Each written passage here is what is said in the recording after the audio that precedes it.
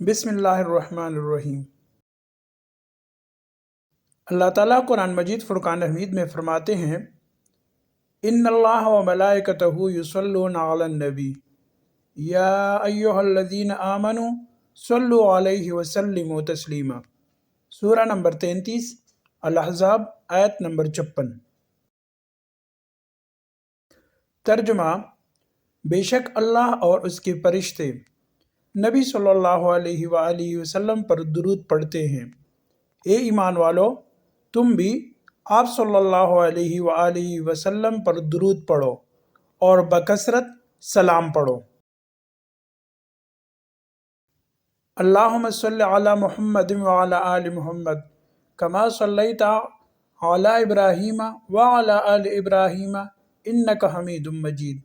اللہم بارک علی محمد وعلی آل محمد کما بارکت علی ابراہیم وعلی آل ابراہیم انک حمید مجید۔ صحیح مسلم حدیث نمبر 16۔ ابو ہریرہ رضی اللہ عنہ سے روایت ہے کہ رسول اللہ صلی اللہ علیہ وآلہ وسلم نے فرمایا، آخری زمانے میں ایسے دجال فریبکار کذاب ہوں گے جو تمہارے پاس ایسی احادیث لائیں گے جو تم نے سنی ہوں گی نہ تمہارے آباء نے۔ تم ان سے دور رہنا کہیں وہ تمہیں گمراہ نہ کر دیں اور تمہیں فتنے میں نہ ڈال دیں۔ صحیح مسلم حدیث نمبر 99۔ حضرت ابو ہریرہ رضی اللہ عنہ سے روایت ہے کہ رسول اللہ صلی اللہ علیہ وآلہ وسلم نے فرمایا، مجھ سے دین کے بارے میں پوچھ لو۔ صحابہ کرام رضی اللہ عنہم آپ صلی اللہ علیہ وآلہ وسلم سے اتنے مرعوب ہوئے کہ سوال نہ کر سکے۔ تب ایک آدمی آیا اور آپ صلی اللہ علیہ وآلہ وسلم کے دونوں گھٹنوں کے قریب بیٹھ گیا۔ پھر کہنے لگا، اے اللہ کے رسول، اسلام کیا ہے؟ آپ نے فرمایا، تم اللہ تعالیٰ کے ساتھ کسی کو شریک نہ ٹھہراؤ، نماز کا اہتمام کرو، زکوٰۃ ادا کرو اور رمضان کے روزے رکھو۔ اس نے کہا، آپ نے سچ فرمایا۔ پھر پوچھا، اے اللہ کے رسول، ایمان کیا ہے؟ آپ نے فرمایا، یہ کہ تم اللہ، اس کے فرشتوں، اس کی کتاب، قیامت کے روز، اس سے ملاقات اور اس کے رسولوں پر ایمان لاؤ، مرنے کے بعد اٹھنے پر ایمان لاؤ اور ہر امر کی تقدیر پر ایمان لاؤ۔ اس نے کہا، آپ نے درست فرمایا۔ پھر کہنے لگا، اے اللہ کے رسول، احسان کیا ہے؟ آپ نے فرمایا، تم اللہ تعالیٰ سے اس طرح ڈرو گویا تم اسے دیکھ رہے ہو۔ پھر اگر تم اسے دیکھ نہیں رہے تو وہ یقیناً تمہیں دیکھ رہا ہے۔ اس نے کہا، آپ نے صحیح فرمایا۔ پھر پوچھا، اے اللہ کے رسول، قیامت کب قائم ہوگی؟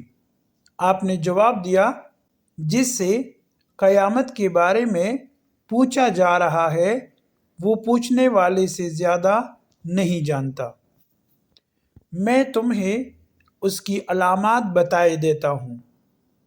جب دیکھو کہ عورت اپنے آقا کو جنم دیتی ہے تو یہ اس کی نشانیوں میں سے ہے، اور جب دیکھو کہ ننگے پاؤں اور ننگے بدن والے، گونگے اور بہرے زمین کے بادشاہ ہیں تو یہ اس کی علامات میں سے ہے، اور جب دیکھو کہ بھیڑ بکریوں کے چرواہے اونچی سے اونچی عمارات بنانے میں باہم مقابلہ کر رہے ہیں تو یہ بھی اس کی نشانیوں میں سے ہے۔